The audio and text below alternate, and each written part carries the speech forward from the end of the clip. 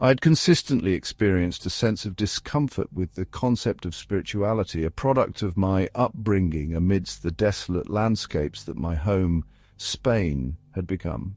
I'd never resonated with a lot of the stories that were told by people that tried to use various legends to keep their sanity up, unlike my parents, who reveled in that. As recounted by my papa, the conflict had wrought unparalleled devastation upon the city, reducing it to an unrecognizable tableau of desolation. The once thriving thoroughfares of Madrid had metamorphosed into a dystopian maze of dilapidation and emptiness, a stark counterpoint to the vibrant tapestry of vitality they once represented.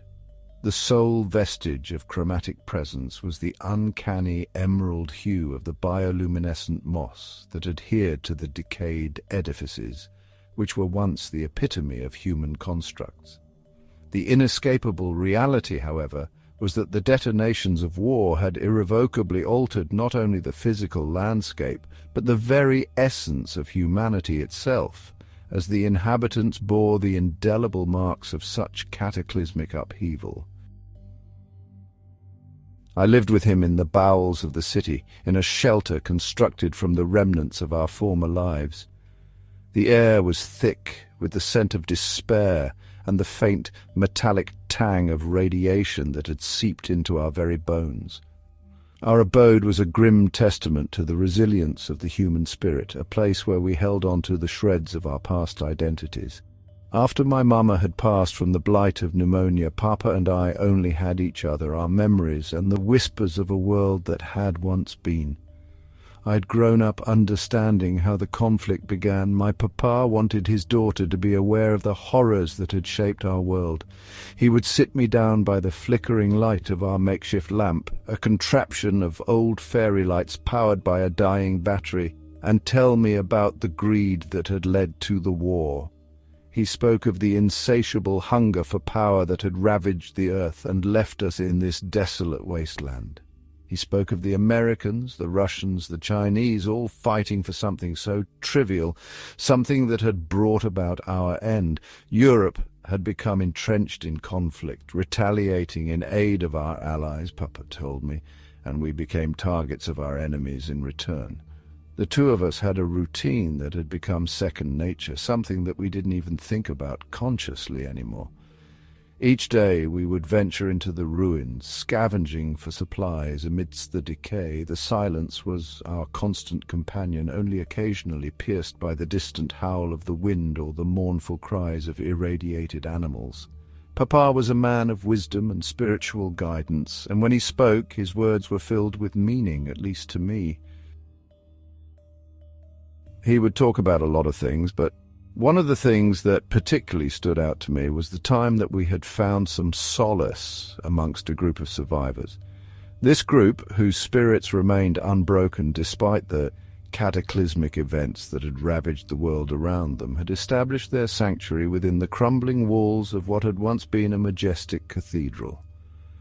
The grandeur that had once defined this holy place had been reduced to a mere echo of its former self, with the splendor of its arches and the intricacy of its stained glass now lying in ruins, casting a melancholic shadow upon the earth that bore witness to their survival.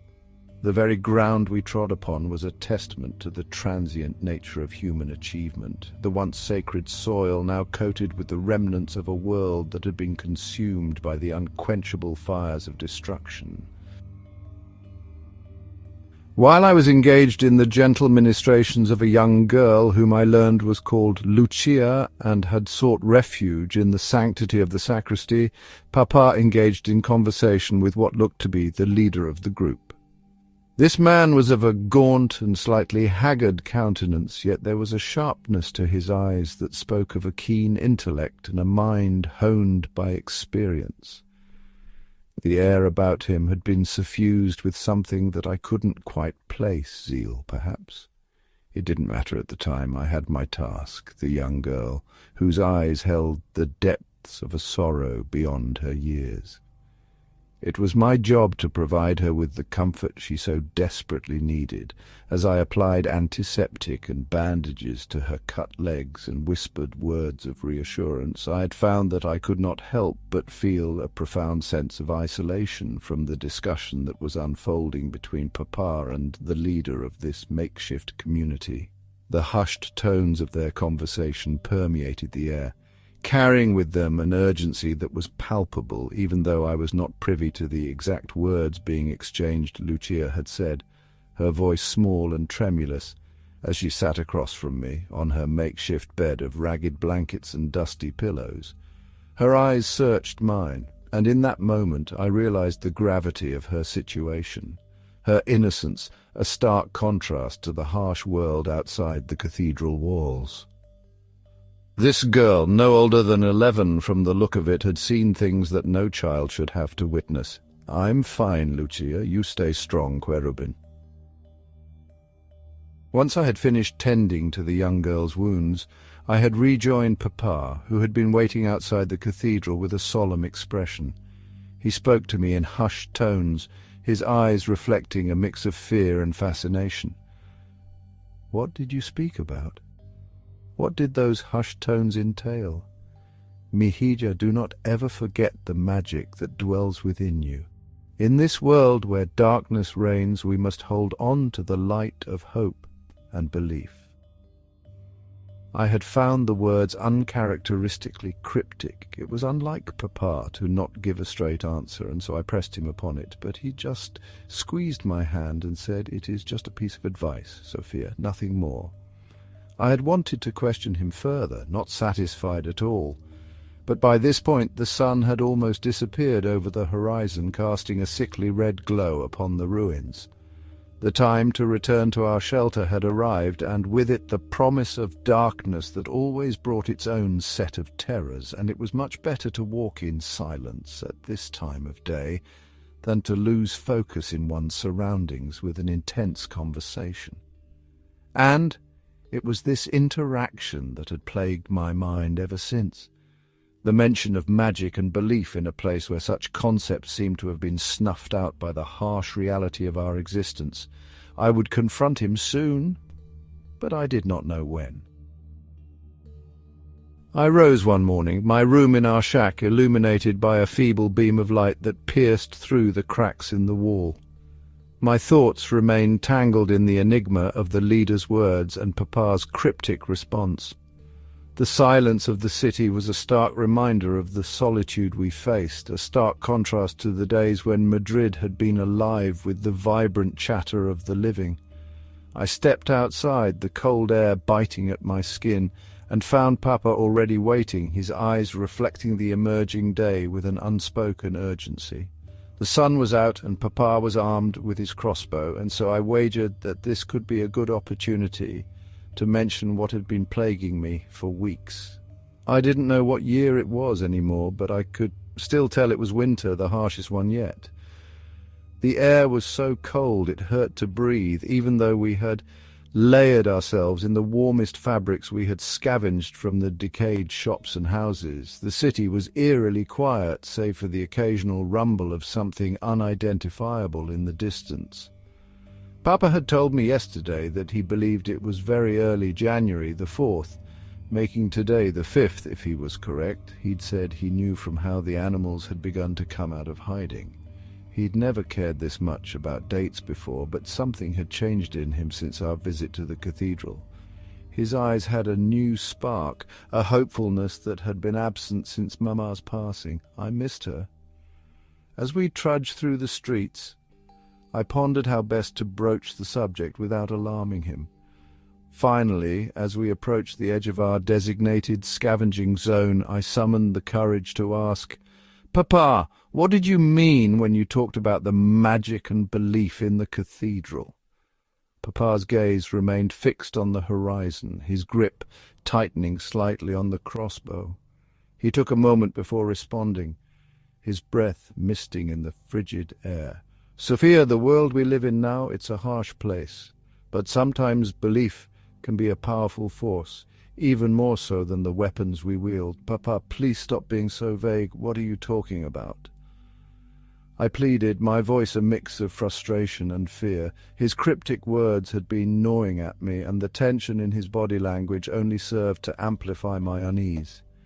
"You know about Los Reyes Magos, don't you?" I nodded, recalling the faded stories of my childhood. The three kings. They come on January 6th with St. Nicholas to leave gifts for children. "But Papa, I don't understand. What does a silly story have to do with—" He raised a hand to silence me. "It's not silly, Mihija. In these dire times, people need something to cling to, something to believe in. The group at the cathedral, they've twisted that belief into something else. They think that if we follow their rituals and give offerings, the kings and St. Nicholas will grant us protection from the horrors outside. You don't actually believe that, do you?" The very idea seemed ludicrous. In a world where survival was a daily battle, how could anyone put their faith in the myth of ancient kings and a saint? "You're too young to understand the desperation that has driven people to these beliefs, Sofia. They've seen things, heard things that make their hope feel real. And in a place where reality is a nightmare, sometimes hope is all that keeps them going." "Papa, we cannot resort to fairy tales," I protested, the chill of his words seeping into my very bones. "It's not about fairy tales, Sofia. It's about the power of belief. They believe in something greater than this destruction, something that might bring salvation. And I've been thinking, we're struggling out here. Maybe it's time we join up with them. But what if it's all just a lie? What if it's not? What if there's a chance, however small, that it could be real, that they can protect us?"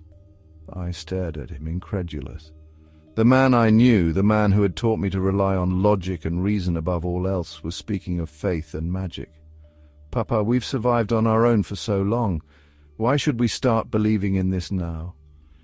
He took my hand, his own trembling slightly. "Because, Mihija, hope is the most potent weapon we have left, and if joining them gives us a sliver of that hope, then I'm willing to try. Papa, is this about Mama?" His eyes met mine for a brief instant before they drifted away, seeking refuge in the far corners of the horizon.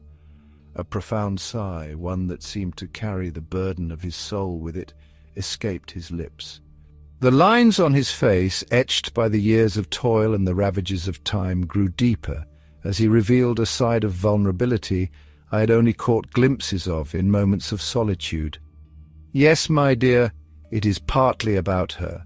The world has transformed since she left us, and I find myself in a place where hope is a commodity that I am desperately seeking to reclaim. The thought that she might be at peace somewhere, that there could be an existence beyond this one for her, for all of us, it's a possibility that I can't help but cling to." The gravity of his words bore down on me, and I felt the weight of his sorrow as if it were a tangible force pressing upon my chest. The realization of his desperation was stark and unsettling. My heart swelled with a mix of empathy and concern as I recognized the depth of his longing for the comforting embrace of my mother's presence once again. "But— no buts, Sofia. We've been living in fear and solitude for too long. If these people have found something that gives them strength, that lets them sleep at night, then I want to understand it." I bit my lip. Life, my dear daughter, is fraught with peril and uncertainty. Yet it is fear itself that has often served as our most formidable adversary. When we permit ourselves to be confined and governed by the whispers of trepidation, we are, in essence, allowing our lives to be overshadowed by the spectre of what might be. It is akin to conceding defeat before the battle has even begun. I digested his words thoughtfully, though I could not claim to be entirely swayed by his perspective. A lingering sense of doubt clung to me like a persistent shadow, a reminder of the perils that lurked outside the relative safety of our present abode. Yet I found myself unable to completely dismiss the hope that burned in my father's gaze, a hope that had been kindled by the faintest ember of belief in a future free from the tyranny of fear. We agreed to return to the cathedral the next day, our hearts laden with a mix of hope and trepidation, but for now we had to focus on the task at hand. The cold was biting, and the scarcity of resources was ever present. We continued our scavenging, but my mind was elsewhere, consumed by the enigmatic words of the cathedral's leader and the haunting prospect of entrusting our fate to ancient myths. It was fruitful, the scavenging trip, more so than any we had undertaken in months.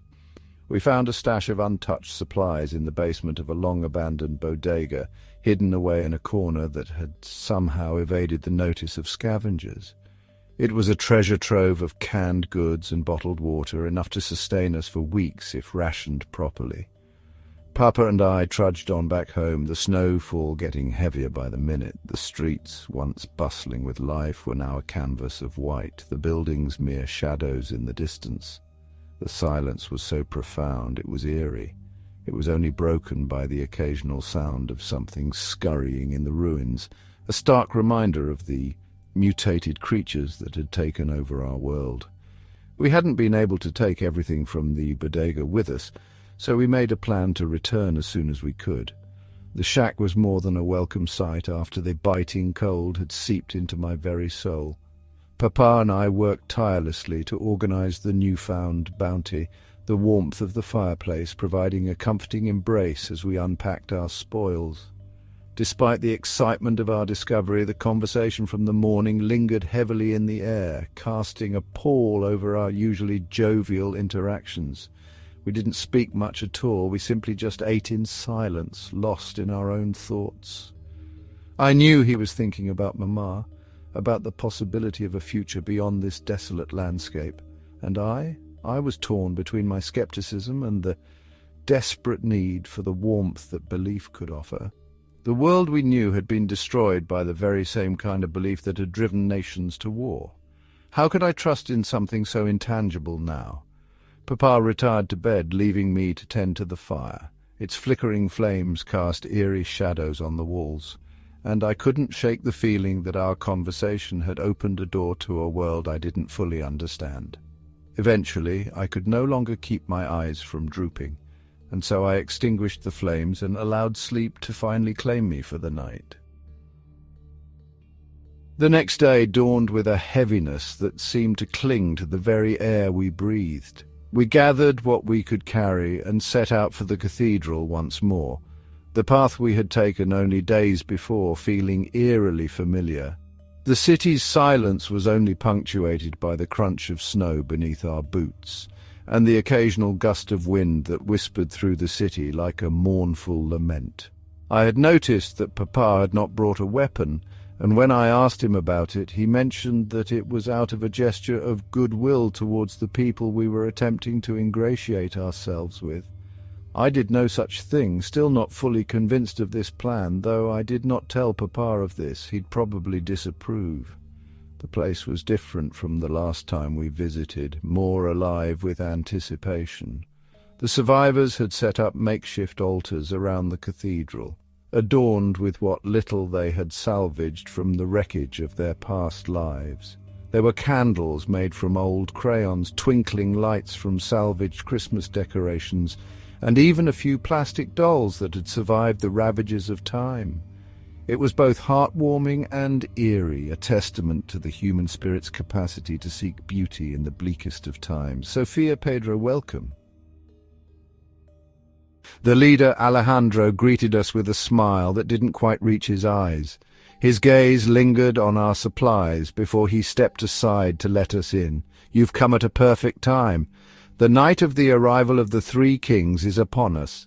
Tonight we prepare our offerings. I did want to speak with you about that, Alejandro. We want to join you, potentially. We'd like to understand what it is that you do." Alejandro nodded solemnly, his eyes flickering over to the supplies we had brought with us. "Good, for there is much to learn, and little time before the night of the Reyes. But before you commit, you must understand what is at stake. This isn't a simple game of make-believe for the sake of comfort. This is about survival. But you cannot be serious. I mean, this is just a story, and besides, you do not even know the date." I interjected, trying to lighten the atmosphere with a chuckle, but it was met with silence. "The date is not something we can determine with our broken watches or forgotten calendars, but we feel it in our very bones, the way the world seems to hold its breath in anticipation. We know that the 6th is upon us. and it will be a fruitful night." I was in disbelief. This man was truly earnest in his belief in the three kings' arrival. I went to speak again, but my father spoke up. "What does it entail?" Alejandro's smile returned, but it was a knowing one filled with secrets. "It requires faith and sacrifice. The children are in the back preparing the offerings. They leave out food and drink for the Magi and their camels, as is tradition. But there's more to it than that." We followed him through the cathedral, the air thick with the scent of candle wax and desperation. The survivors were all busy, their movements a flurry of activity. Some were crafting gifts from the meagre supplies they had, while others were whispering prayers in hushed tones. The atmosphere was charged with an energy that was both comforting and disquieting. To appease the kings, and indeed St. Nicholas himself, we must offer not just material items, but ourselves. You see, we are impure as adults, we are tainted by the sins of the world before. The only pure souls left are the children. I bit my lip, not wanting to hear another word. I knew exactly where this was heading. I pushed past him, my boots echoing through the cathedral's vast emptiness, towards the back where the children were gathered.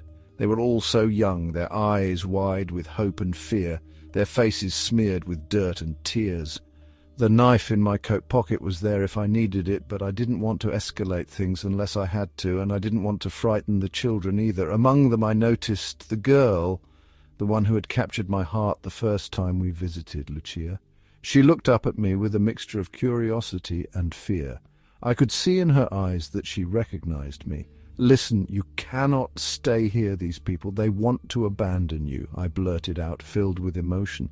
It was impulsive, but I couldn't stand a moment longer of entertaining their delusions. "You don't understand, Sofia. They are not just stories. They are the guardians of the new world, the ones who will bring peace. You cannot stay." Her eyes searched mine, filled with a mix of confusion and sadness. "But why not? They will protect us. They know what we need. What is the commotion about?" Papa and Alejandro had caught up to us, their footsteps heavy on the stone floor. The other adults had paused in their preparations, their gazes flicking between us with a mix of curiosity and suspicion. "Papa, they mean to leave the children alone!" Papa's eyes widened with shock. "What are you talking about?" Alejandro stepped in, his tone calm yet firm. "Sofia, it is a misunderstanding. The children are the purest among us. They are the ones who will receive the blessings of the Magi. Their offerings are essential to our survival. You can't leave them here alone." My words echoed through the cathedral, bouncing off the ancient stone walls. "It's not a matter of leaving them alone, but rather offering them up to the protection of the Magi. The adults must purify themselves through sacrifice to atone for the sins of the old world." "You mean to say that they will be left alone once you atone?" "Yes, their purity is our shield. With them as our beacon, the Magi and their head, St. Nicholas, will look upon the rest of the world with mercy." "But why this ritual? Why not God?" I said, desperation lacing my words as I clutched Lucia's arm. "God has abandoned us." "No, it is the innocence of children that holds the key, and this time of year is when their purity is at its strongest. We leave them as offerings to the Magi and to St. Nicholas to show our faith and willingness to start anew." "You're mad. This isn't faith. It's just cruel." My papa nodded, seeming to finally have been won over by common sense. His yearning for my mother had not completely clouded his judgment. "Sofia is right. We cannot sacrifice our entire future for a hope that is likely just a fairy tale. Let the children go with their families, Alejandro." The leader's eyes narrowed, his smile fading. "You do not understand the gravity of our situation. The world outside is a wasteland. We need the protection of the Magi. Our way is the only way." "No, it is not. Come on, Lucia." Alejandro sighed and whistled, gesturing to the shadows at the edge of the room. Two burly men emerged, their eyes devoid of emotion.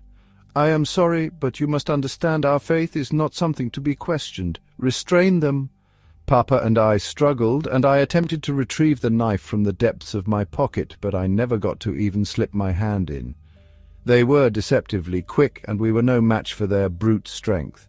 They bound our wrists with a coarse rope and pushed us into the corner, the rough stone biting into my back. The children were ushered into a side chamber out of sight from us. "Let them go. They're innocent." We were ignored, with the two burly men watching over us as everyone commenced their preparations anew.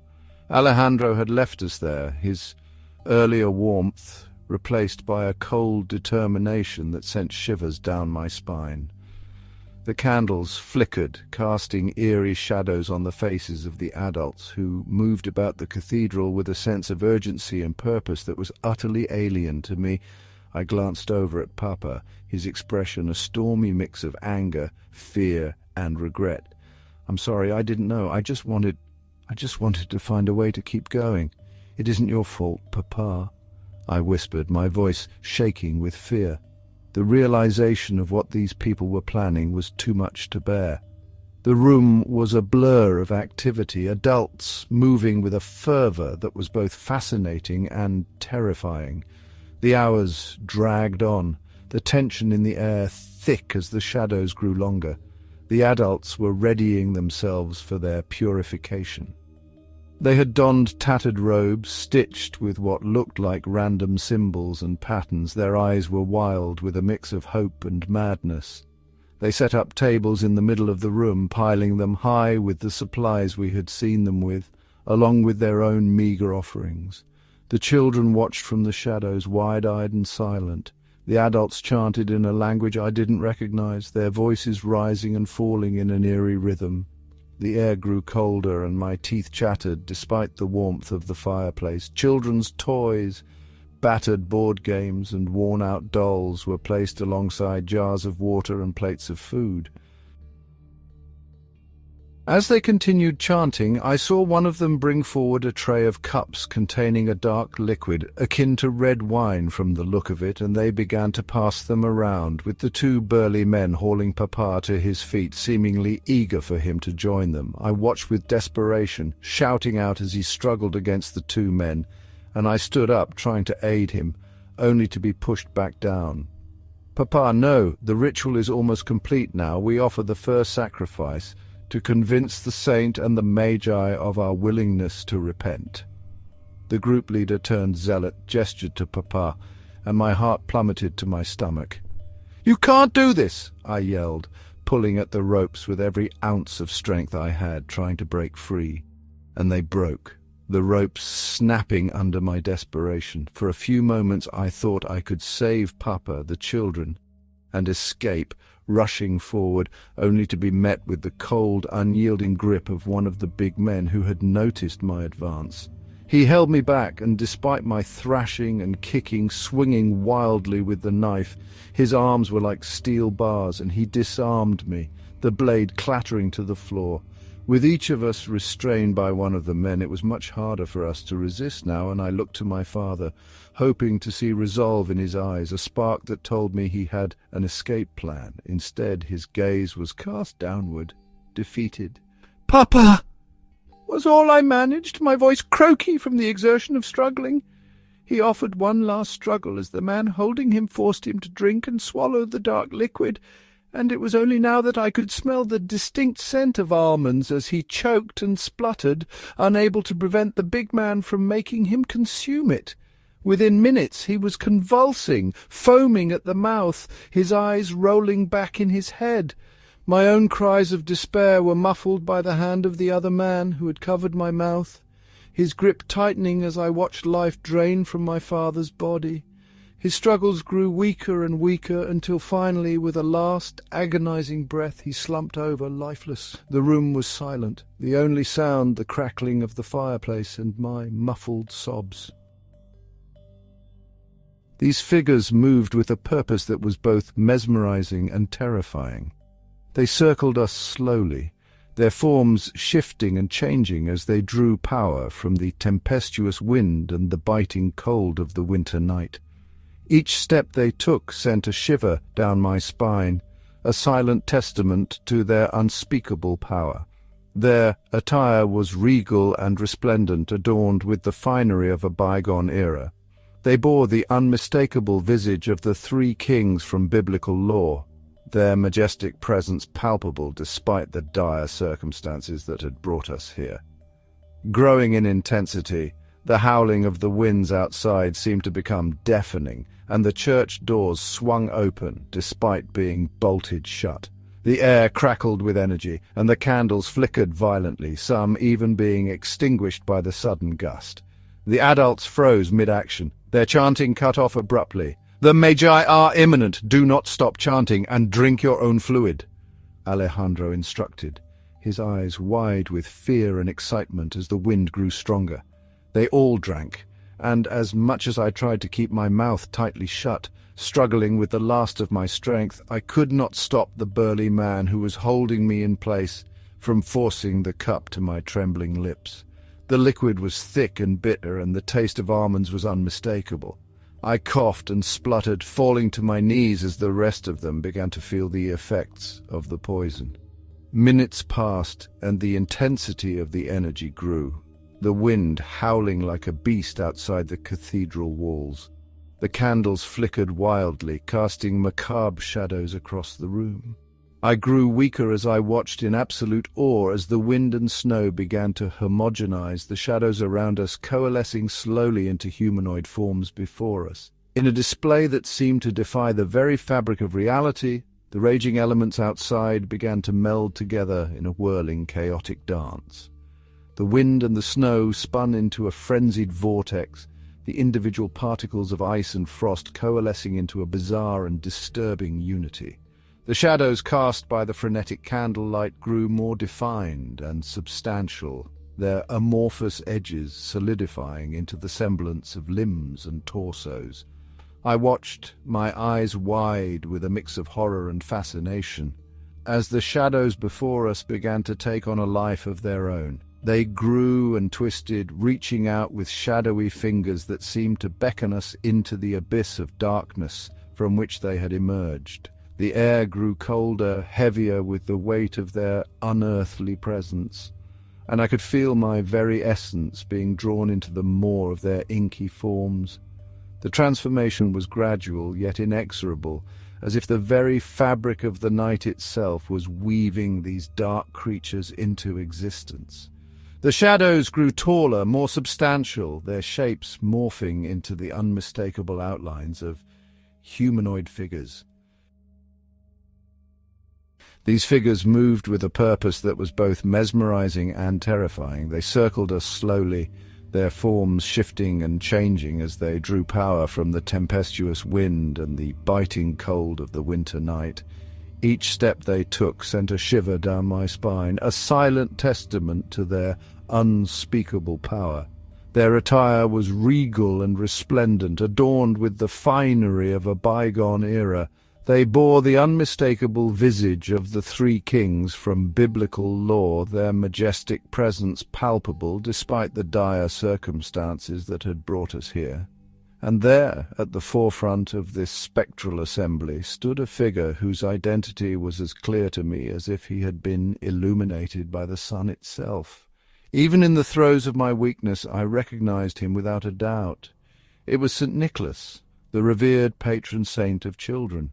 Yet here he was, a towering, almost terrifying presence, his eyes ablaze with an energy that seemed to transcend the very boundaries of our world. And it was here, as I began to foam at the mouth, my head against the floor, that I realized why they demanded a sacrifice, why the children were to be spared. We were the old world, the adults tainted by the sins of the past. The children, they were the future, pure and unblemished by the horrors that had befallen us. The Magi and the saint were here to claim the new world. I gurgled, my body failing me, and my eyes glanced across to my papa and the rest of the adults who lay dead or dying around me. The two men who had been restraining us had collapsed as well, their forms still on the stone. The children would be safe, I thought, as I took one last breath, watching as the spectral figures began to usher the children in their direction, beckoning them with a gentle grace that seemed incongruous with the chaotic scene that surrounded us. They looked at the lifeless forms of their parents, confusion and fear etched into their youthful faces, but did not resist the call of the Magi. The new world would be different for them. It would be good.